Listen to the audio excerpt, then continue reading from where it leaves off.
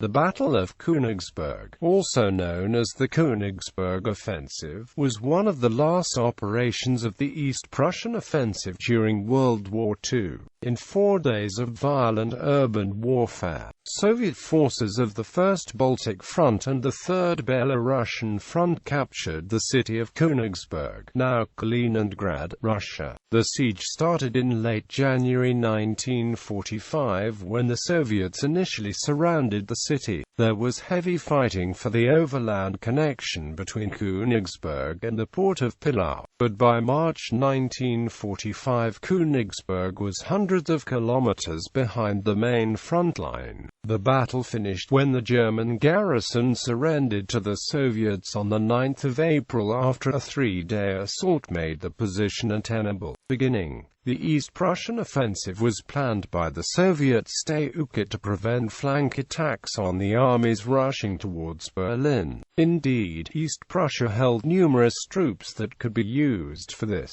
During initial State planning, Joseph Stalin ordered Marshal Konstantin Rokossovsky to annihilate the Wehrmacht forces trapped there. On the 13th of January 1945, almost 1,500,000 troops supported by several thousand tanks and aircraft of the 3rd Belorussian Front entered East Prussia, which was transformed into a gigantic web of fortifications, defensive lines and minefields.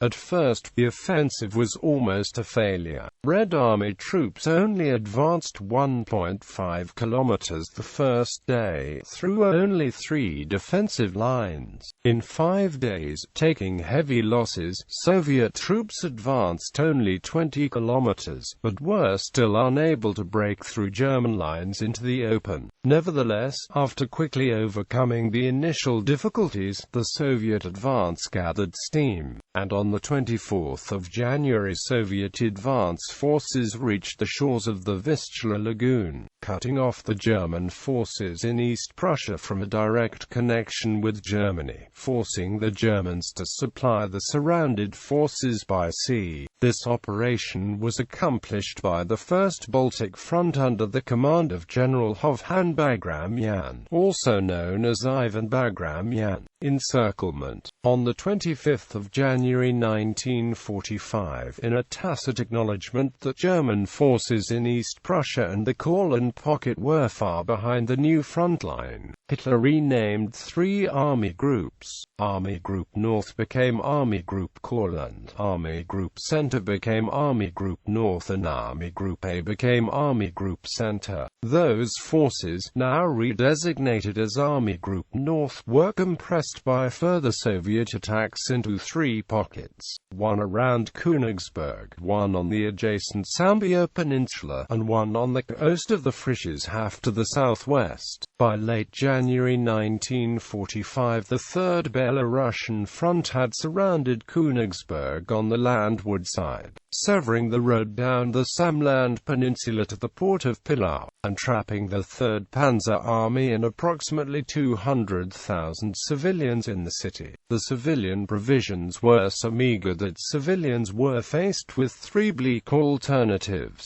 remain in the city and starve. Rations were cut during the siege to 180 grams of bread a day, cross the front lines and leave themselves at the mercies of the Soviets, cross the ice of the Frischeshafen to Pillau in hope of finding a place on an evacuation ship. Hundreds chose to cross the front line, but about 2,000 women and children a day chose to cross the ice on foot to Pillau. On his return from a visit to Berlin, Erich Koch, the Gauleiter of East Prussia, chose to stay in the relative safety of Pillau to organize the evacuation rather than return to Königsberg. The first evacuation steamer from Pillau, carrying 1,800 civilians and 1,200 casualties, reached safety on the 29th of January. Throughout February, there was desperate fighting as the Germans tried to maintain the narrow connection between Königsberg and Samland. For a time, Soviet troops were successful in severing that connection and cutting the city off completely. However, on On the 19th of February the 3rd Panzer Army and the 4th Army attacked from the direction of Pillau, managing to force open a corridor from Königsberg to Pillau, led by a captured Soviet T-34 tank. This attack was spearheaded by the 1st Infantry Division from Königsberg, intended to link with General Hans Gollnick's 28th Corps, which held parts of the Samland Peninsula, including the vital port of Pillau, capturing the town of Metgelin. The unit opened the way for the 5th Panzer Division to join with Gollnick's forces near the town of Großheide-Krug the next day. This action solidified the German defense of the area until April, reopening the land route from Königsberg to Pillau, through which supplies could be delivered by ship and the wounded and refugees could be evacuated. This month-long battle is sometimes called the First Siege of Königsberg. In March the situation had stabilized. By now, the main front line had moved hundreds of kilometers to the west, and capturing the city took a much lower priority for the Soviets.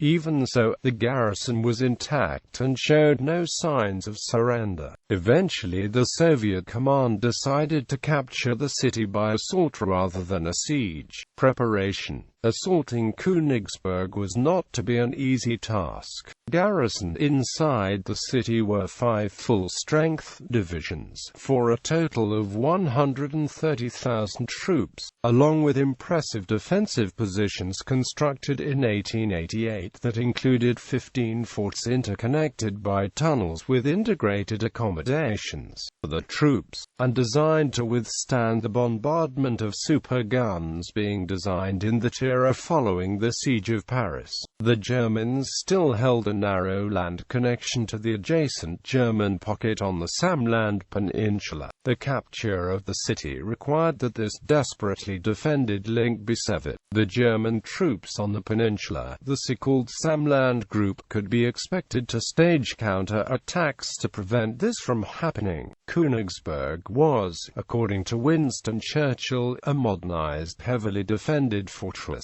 3 concentric rings of fortifications surrounded the city. The outer ring of defense is reinforced by 12 forts outside the town, the middle ring in the outskirts and the inner city, a single fortress of anti-tank defenses, barricades and landmines, along with several other forts. In order to face such defensive power, the Soviet command planned to heavily rely on aviation and artillery support, with densities reaching 250 guns per kilometer in some areas. The German troops were also subjected to propaganda, explaining that the resistance was futile, and that the front line was far behind them, that they were trapped in their pocket, and that it would be best to surrender. However, this propaganda had little to no effect. After 4 days of preparatory artillery bombardment, the assault started on the 6th of April 1945.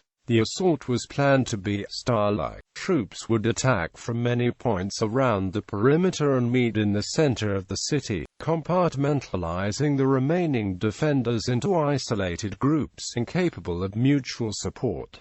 There were 2 main fronts, north and south. The 50th Army was stationed in the northeast part of the front. 1 corps was to hold the line, while 2 corps with a total of 6 rifle divisions, plus artillery, armor and engineer reinforcements, took part in the attack. Assault. In the southern part of the front, the attack started at dawn by intense artillery bombing, lasting 3 hours, followed by the first attack wave. The Soviet rifle divisions quickly went through the first defense line, because its defenders had been largely eliminated and the remainder were demoralized by several days of intense bombing. By noon, the Soviet leading regiments reached the second defensive line, where its progression was halted by a stronger opposition, forcing Soviet commanders to use the reserve forces.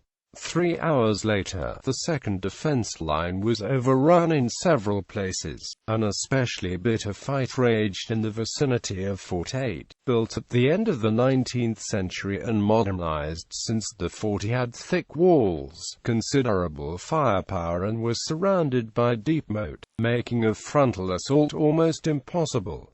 Despite heavy artillery fire, its defenders prevented any attempt to approach the walls. Only at dusk were Soviet forces able to reach the moat and start using explosives to try to breach the walls. In the main attack axis at the north, the attack started at the same time. By noon, the first defense line had fallen and the second line was badly shaken and broken in several places. In the afternoon, however, progress became increasingly slow, especially on the right flank, where German forces stationed in the western outskirts of the city attempted several flanking attacks. Fort 5, claimed to be the best fortification of the entire Königsberg position, formed a strong resistance point. In front of such a situation, Soviet commanders decided to surround it and leave it behind, leaving the rear guard troops time to prepare a new assault. At dusk the battle stalled, allowing both sides to consolidate the lines, regroup the forces and bring reserves to the front line. This first day had mixed results, since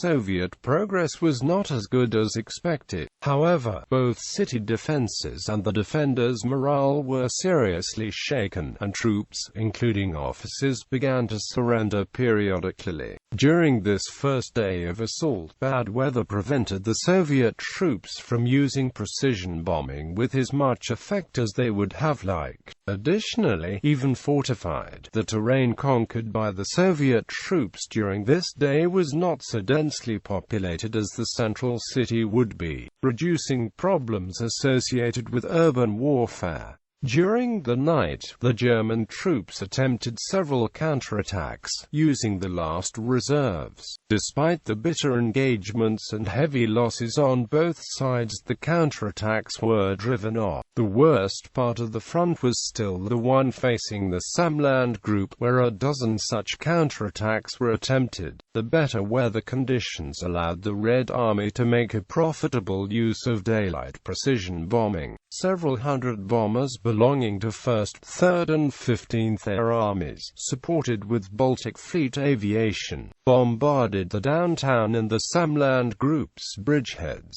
Meanwhile, Fort 8, blocked by Soviet troops, was still a strong pocket of resistance. After several unsuccessful attacks, a more cunning plan was developed, using smoke screens to conceal their approach and flamethrowers to weaken the defense positions. Several hundred men managed to cross the moat and enter the fortress, where bitter close combat began. Once the outer defenses were weakened, a massive frontal assault began. Finally, the assault succeeded and the remainder of the garrison surrendered. During the day, the 11th Guards Army sought to reach the Pregel River, eliminating all resistance on the southern side. However, their advance was slowed in the central area of the city, where every building had to be literally taken apart along with its defenders. A particularly bitter skirmish took place in the main railway station and its platforms, where almost every rail car was transformed into a firing point, and Soviet troops had to use armor and gun support to advance, taking heavy losses. Only by dusk was the territory completely neutralized, allowing the attackers to approach the third inner defense perimeter, protecting the entrance to the city center itself.